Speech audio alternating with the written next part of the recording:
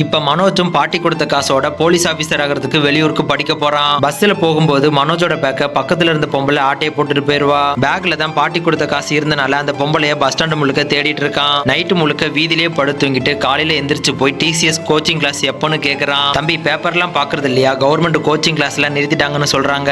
இப்ப மனோஜும் பாட்டி கொடுத்த காசை தொலைச்சிட்டு ஊருக்கு போகவும் மனசு இல்லாம, ஐயா என்கிட்ட காசு இல்ல, எனக்கு சாப்பாடு போடுங்க, நான் அதுக்கு தகுந்த வேலை செஞ்சு கொடுத்துறேன்னு கேக்குறான். சாப்பிட்டு முடிச்சிட்டு என்ன வேலை செய்யறதுன்னு கேக்குறான். நீ ஸ்டூடெண்ட் தானே, வேலைலாம் ஒன்றும் செய்ய வேணாம், அப்புறம் காசை கொடுன்னு போக சொல்லிடுறாரு. அப்பதான் மனோஜுக்கு ஒரு ஃப்ரெண்டு கிடைக்கிறான். அவங்ககிட்டயே ஐபிஎஸ் பத்தி கேட்டு தெரிஞ்சுக்கிட்டு அவங்க கூடவே டெல்லிக்கு படிக்க வந்துடுறான். டெல்லிக்கு வந்துட்டு படிக்கிறதுக்கு காசு இல்லாதனால 15 மணி நேரம் மாவுமில்லையும் லைப்ரரியிலையும் வேலை செஞ்சுக்கிட்டே படிச்சுட்டு இருக்கான். பல அட்டம்ப்ட்ல ஃபெயில் ஆயிருந்தாலும் கடைசி அட்டம்ப்ட்ல பாஸ் ஆகி இன்டர்வியூக்கு செலக்ட் ஆயிருவான். அவங்க கேட்ட முத கேள்வியே 12வதுல ஏன் ஃபெயில் ஆனேன்னு கேட்டிருப்பாங்க.